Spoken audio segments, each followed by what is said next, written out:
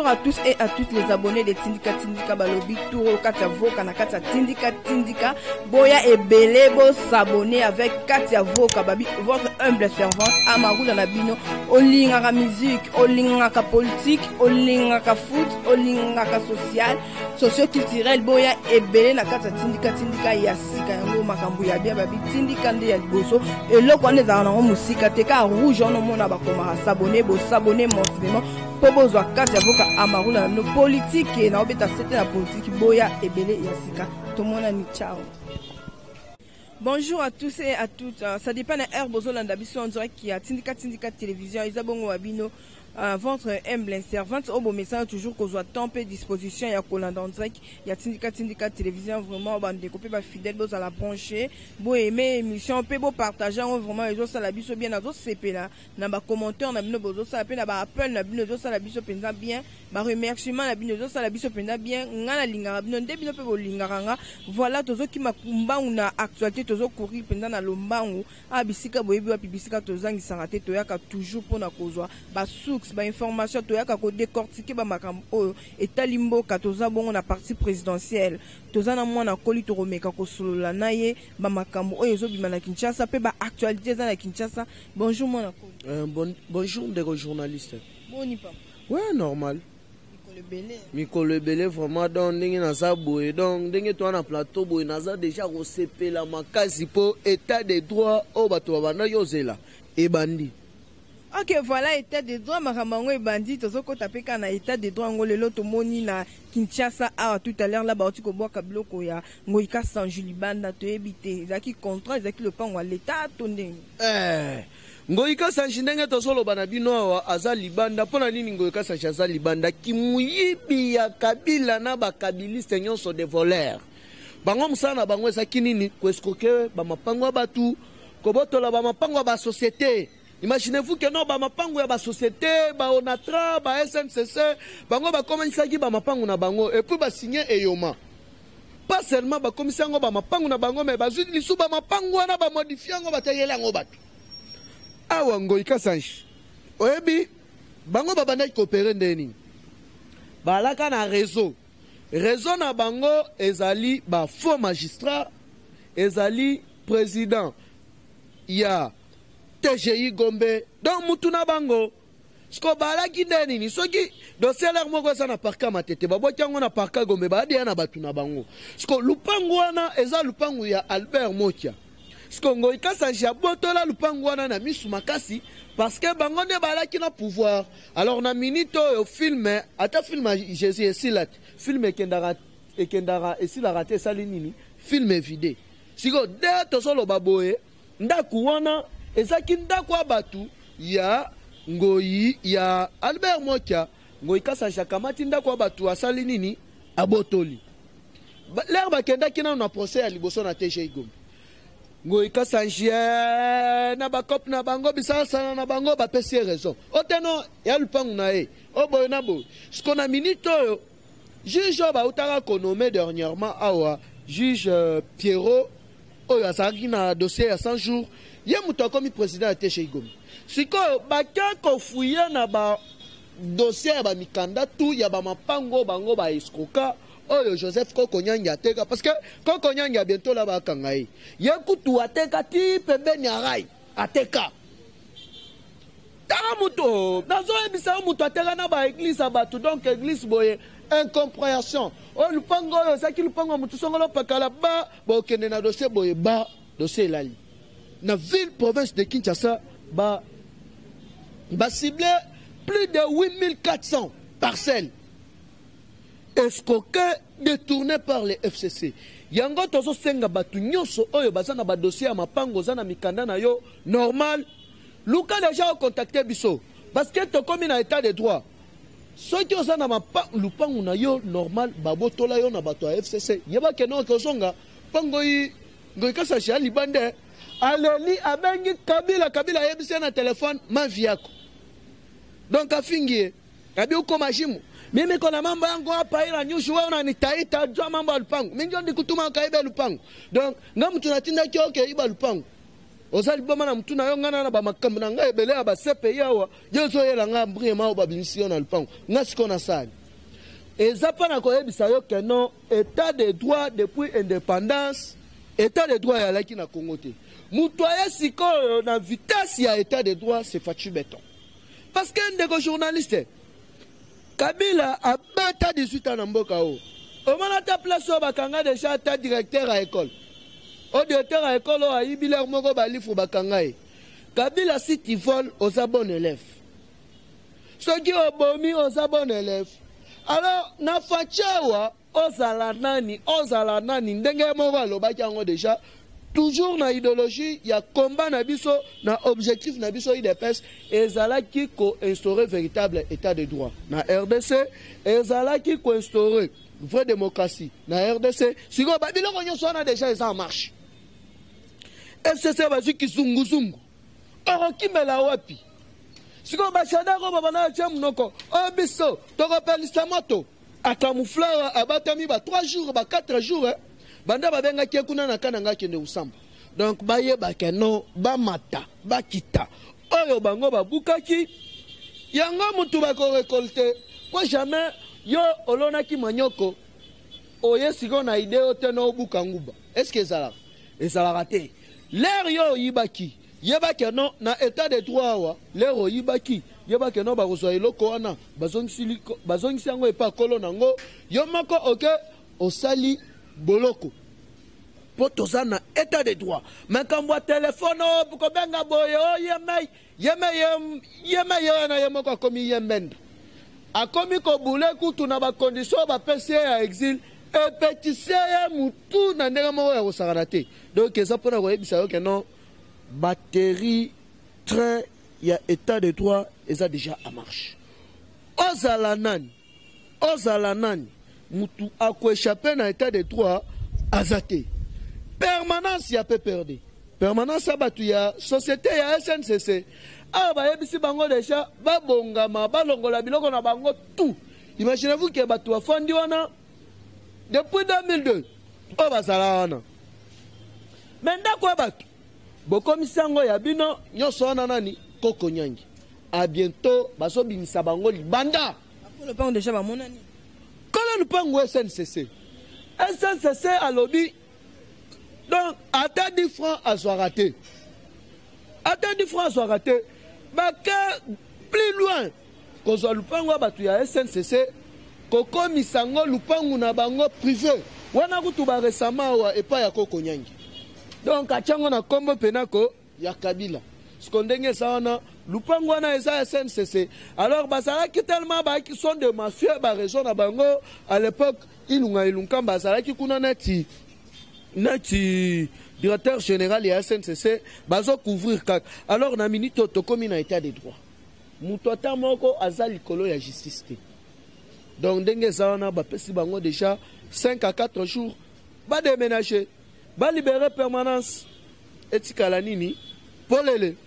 Ok, merci mon mboka tozo kende toujours balobi état des droits pe na ba actualité na biso boko découvrir ba makambo ebele to ebite ba voice zo circuler o ya la main en main de o aloba ki bo o asala ki bo mona kolieza esolo oh ya solo omoni ba via Lambert ba ba tumo boye bazongi giga pour Lambert azasel mutu oyo ba gracier na sanction alara nango na communauté internationale na Union européenne na États-Unis d'Amérique po bango ndenge balaki wana donc ata film kutu na ndenga kidiba ya ba Amerika kotala te po ekopesa ye mutema pasi alors ndenge zana ba blanchir ye pona nini yaki na ye mutu amedia ayi mutu a terrain te mais na musala na ye bandaki kosala mabe na ye kaka bandaki kopuye busoba azo défendre busoba azo buka lukuta sko na minute oyo menda zongi giga parce que omoni kolongwa ya Benoît Lomba ti a démissionnant ebele baza wana na PPRD etei bango parce que carte na bango ya suka numéro na bango ya suka et alaki reposer et pas ya Benoît Lomba oyo alara procureur général de la République siko vu que na masolo ndenge bango ba préparaki yango yalaki kenon Kamere tellement alaki mutu na bango abanda kotanga kombo ya chef de l'état yango bana komona na kati ya audience na procès ya 100 jours Kamere bandaki kolobaka agi au nom de chef de l'état asumba boye na akendaki kosumba na kombo ya chef de l'état abala mida boye o na balaki amida na kombo ya chef de l'état donc ezalaki carte na bango po carte bango babandaki kobeta ezalaki na suka ya film ba mettre sikoyo chef de l'état en accusation pour ba destituer ye mais Dieu merci diplomatie facha betaki alaki diplomatie ya likolo ya cautionner Europe mobimba États-Unis n'en parlons même pas alors que FCC balaki de déboulonner mais bango bango babandaki koyeba teke no balaki déboulonner parce que de un an nous oyebi bien na ba ressent mise en quarantaine, il y a États-Unis d'Amérique, Oyo a sanctionné qui ba autorité congolaise, Beno l'ambassade qui na kati, O Mususo abanaki koliambongo mwanasemi, Obe Minako, Azaki na kati, Basengezi na Corneille Nanga, Basaki na kati. Baki na sanction, il y a États-Unis d'Amérique. Pas seulement ça, Bajel na bangotu, Babien na bangotu, na niveau ya États-Unis, Ezalaki bloqué. Alors, ni nango betami. Beno l'ambatali azokende déjà 70 ans na. Atali alobi jamais na robanda ko sambrier na makambu ya autorité immorale. Parce que tipo na ndenge za na kala trote bazonya tae. Alors pourquoi na rokende ko sambrier na makambo te na autorité immorale boyena boy. Ja atali pression alobi rien. Ndenge za na il faut qu'on a démissionné. Akomeli fachi alobi ndenge za na ngai yonde sauveur d'Afrique. Yonde sauveur na biso ndenge za boye na zana likambu ifo na loba fati tellement yebisaki bango déjà na discours il y a le 30 juin alobi il est temps ya batu tu o babandaki kosala mabe batu nyonso babandaki kosala masumu baya batu bela mokili mobimba ko betela bango maboko et puis ekolimbisa bango message wana yalaki capté pas Benoît Lomba lera ye a confessé ndenge bana malonyi ba confessera devant basango alobi mokonzi ndenge sawana ndenge saboye na sa mubomi na sa muyibi voilà carte ya Kabila na batu na ye salaki boye to mettre yo en accusation to bandaki komona déjà bazo senga dossier à Vital Kamerhe na cour constitutionnelle et salaki que non ba blanchir Vital Kamerhe ba mettre yo en accusation facha lobi solo siko to sa ndeni talala que non Benoît Lomba ye atalu fakoka ki kokoma te mais Benoît Lomba azo passeport Belgique na traitement. L'air a commis kuna après quelques jours, au moni Fachi a sala voyage moko a effectué voyage moko au balobaki voyage privé. Bake bakutani na Benoît Lomba ateki carte mobimba carte nyoso. FCC bazui kizunguzungu. Qu'est-ce qu'il faut faire? Bekende ko corrompre les 5 juges oyo batikali na cour constitutionnelle pour bazala neuf. Bapesa bango par chacun $1,400,000 américains pour la nini ba garder position na bango ya FCC. Mais Dieu merci, ba secret nyonso ezali révélé au grand jour. Pour la nini justice eza indépendante. Jamais yo mutu ozali magistrat, yo mutu ozali procureur, ozala na parti politique ezala raté. Ozali mutu moko boye ozana couleur te politique te mais bango tellement que non balaki ba mafieux ba secteur nyonso yalaki spolié ozomona secteur nyonso yalaki spolié partout baki na ba kamikaze tina sport ozu basketteur oke kokuta ye na makambo ya bali ezalaka na RDC ozu agistère aza magistrat ezalaka na RDC nyonso wana mutu aye nango nani Kabila. Moi je connais des gens qui ont prêté serment qui non à magistrat mais celui-ci n'a nous cours à droite. Benoît Lomba nde aye kotubela epesi bango vertige. De Kabila zuba chimie. Alobi na conseiller na ye abenga Lambert Mende concernant ba sauver ba jishwana. Lambert Mende ba tele alobi mais tipo azali susu na pouvoir te kala mingi te ba kangaye. Tobanda ko appuyer autorité immorale azo ndir biso na baere do moni ba wana kamatiango alancer yango po yebi Mende ye moko azalaka ministre ya communication na batu nyonso wana basololanga na bango bien ayebisi bango papa bobimselanga badio wana tobeta yango déjà piololo bato bayeba yango parce que trop c'est trop po yokaki déjà omoni na politique eza na baphrase mosusu moto abeti yango eza métaphore eza mokeme ezoloba ebele Mendeler apasa interview na ye na Top Congo aloba na bato keno ce n'est pas pour autant dire que nga naza motu ya FCC na appuyer impunité na appuyer bato oyo babomaki bato. Moi, je ne vais pas tolérer ça. Ce qui est bon, justice est aussi musala na yango. Et ça qui dit un message fort. Parce que tu as une conversation na bango. Mutu na banalo babon. Na mona ki ba tebele ba kotisa ki ba mikanda na bango kuna. Ba kotisa ki na mikanda ebele ya ba partout mona na PPRD na FCC. Ba koma ki na cour constitutionnelle. L'air Benoît Lamba a démissionné. Nini balingi balongwa na bango na FCC. Baya ko adhérer na cash. Entre autres, pousse mobile déjà longwe. 14 personnes déjà. Oh, mais nazo yebisa yo. Ça cause oh salité ke babwa ka bloc en wika sanji libanda parce que état de droit te. Sikoyo na minute oyo bakeno olongwa te justice akosa musala nango. Parce que ba serve nyos oyebi les kabilustes degré bayibi ba piller na mboka basali facile à retrouver.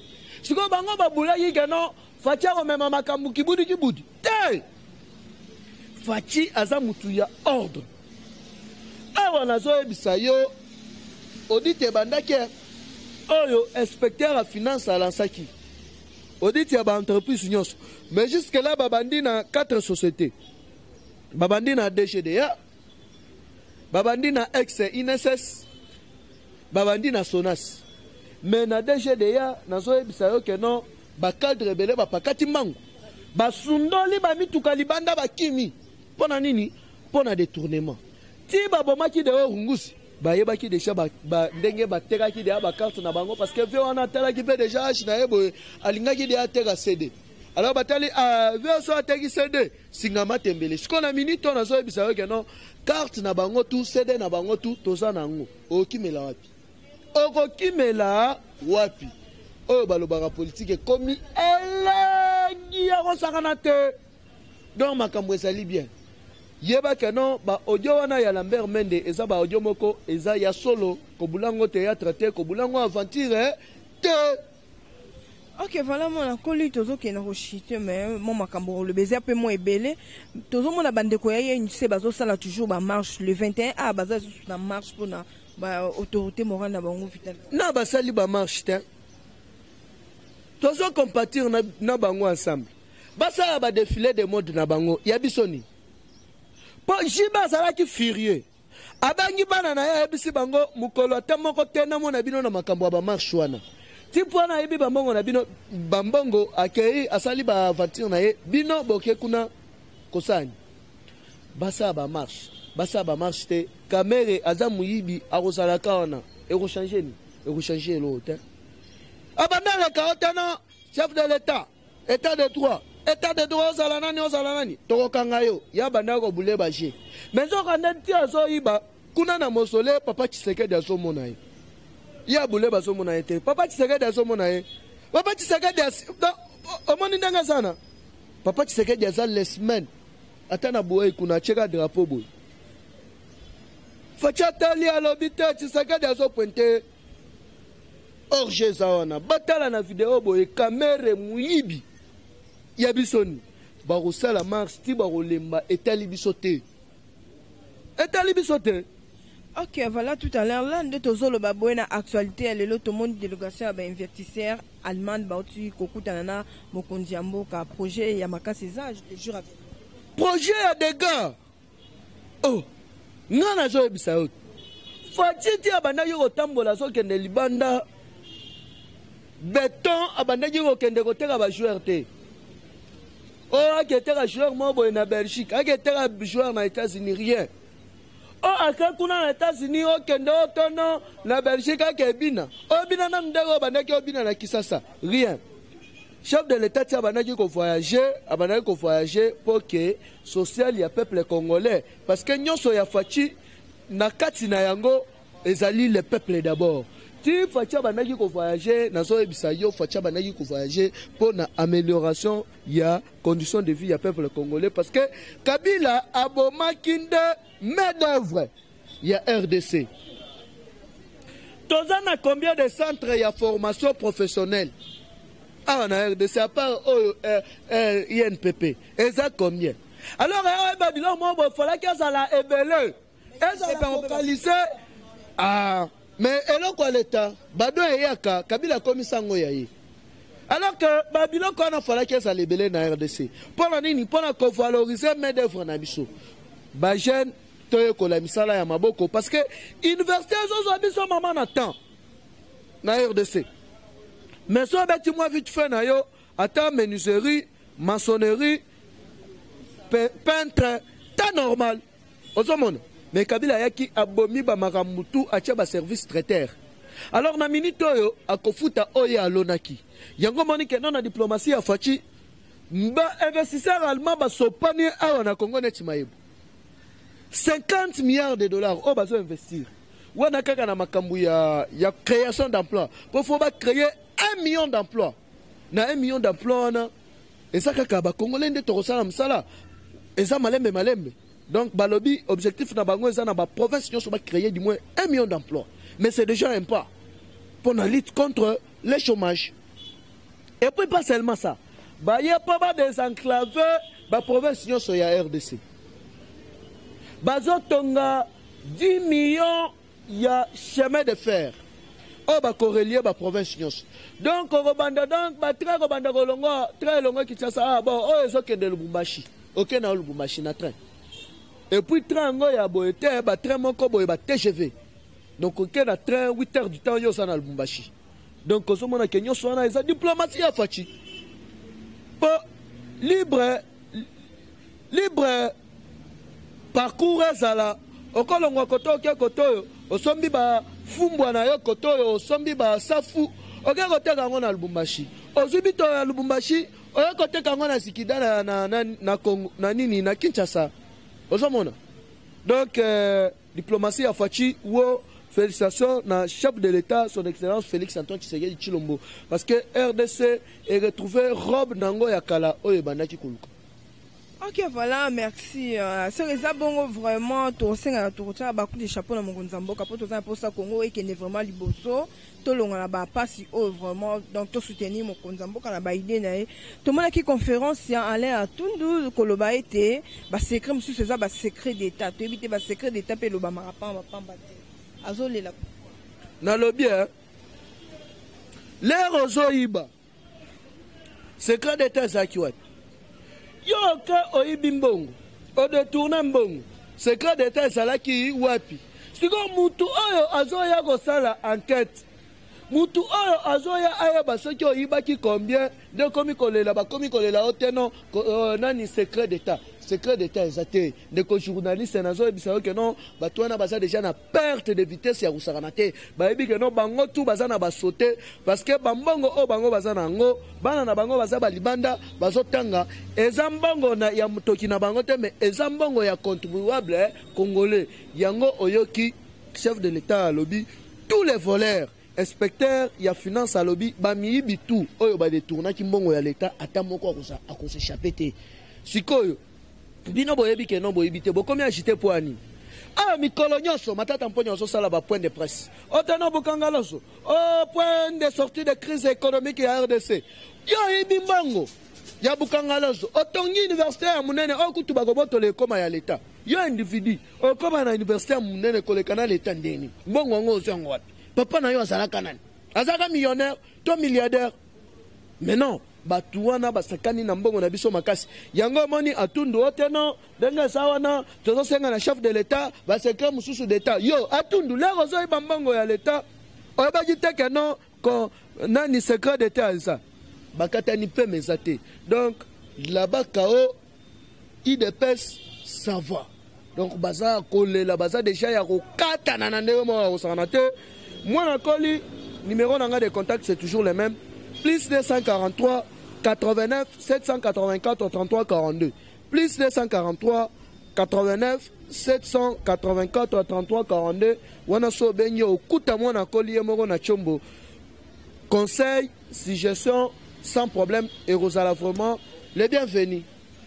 Ok, merci. On a conçu qui ça a été na koloba boito tu komona na kimbantieke policier abomi mutu po na cash ni abomi maman moko po na cash ni est-ce que policier akoboma mutu po na cash eza ba policier kamikaze oyo FCC atindaka baboma bongo po na kosalir image ya chef de l'état eza eloko moko basalaki na bakongo koboma Persina Max le dejimo bautaki koboma awa donc eza eloko moko bazolinga bacréer soulèvement bacréer tribalisme ozomona parce que bango ils opèrent comme ça poso tali na ba province nyonso oyo FCC abandaki ko diriger avant toute élection au commandant kenon il y a toujours des conflits ethniques awa na ma indombe ba kotisa diabo entre bandeko na biso bandundu bango na bango bato ma indombe o bato boy babomana na bakongo bato yo bato ba fleuve bato cataract babomana na Kasai ya bayeli biso bakamuna sapo boy na baboy bakoyo kanate babomana donc est opéré comme ça.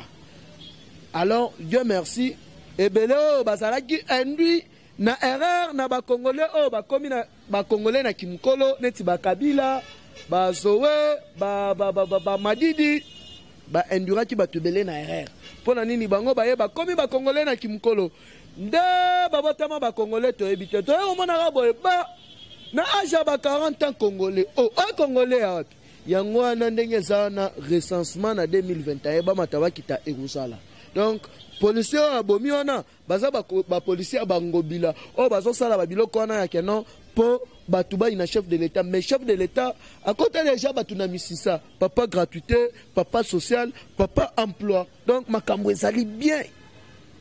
Ok, voilà, merci. Quelques citations, message fort, on a abonné tout, on a fan tout, il y a biso mi balé balandi biso on dirait qu'il y a tindika.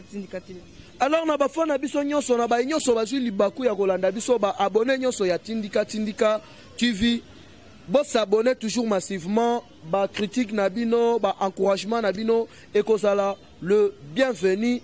Alors message nanga ezaka kamoko place nyonso yo zwami soki oza vraiment congolais oyo obotama na congolais nazola baba congolais bakomi na kimkolo te nazola baba congolais bakomi ba congolais na kimkolo te nazola bana ba congolais oyo ke non te non ye ayeko botama na Congo papa na ye azaka commerçant italien soki pe grec ayaki ayeko bana zambien après ba congolais ba longue histoire je parle de vrais congolais babotami na Congo pas les rwandophones babotami na Congo biso nyonso place nyonso zwami to soutenir chef de l'état son excellence Félix Antoine Tshisekedi Chilombo parce que yende azali na makila ya 100% congolais ye muto robonisa mboka ya Congo et puis émission oyo na la princesse de la presse congolaise donc talara la princesse de la presse congolaise donc Katia Voka donc bolandaye parce que bozala vraiment de citer donc ba information tout désormais bozanga donc bisona ye combat cash donc tozala toujours wana pona ko salela bino ba analyse pona ko pesa bino ba information en temps réel big up et dans les prochains numéros. Ok, merci moi la colinga linga moi la coli pour le vraiment bien ça le vraiment la vibration donc mam tout au lobby on a ya le côté ça tenir c'est ça solo bobo kota botala ngobo landa ngobo partager ngobo bango te vraiment bo partager la bande ko ba éviter pour et ça ba actualité o ezole kana Kinshasa et ça ba réalité o ezole kana kata Kinshasa donc et ça ma mote que so ba actualité puis qui non autolobby ezaka ya lelo en tout cas besoin temps ya ko consommer émission on a beau comprendre que to uta ki wapi boye ba place ni to uta ki tozo kende pe wapi en tout cas ba congolais ba oboza libanda bo oboza pe to simba donc to se soutenir et que ça vraiment bien. Merci à Richard Longa triple code du officiel Devrier, merci à Chay Louté, merci à Minon Mwanza, merci à Jonathan Ikongo, merci à mes boss à Papi Kelly là mon pouvoir pourquoi pas à Rufin qui sombe à derrière la caméra je vois Junior aujourd'hui un grand merci aussi à toi mon caméraman à l'équipe technique dans le régime et plus Zola Dioba Maman Lomé tout le monde à une prochaine émission. Ciao.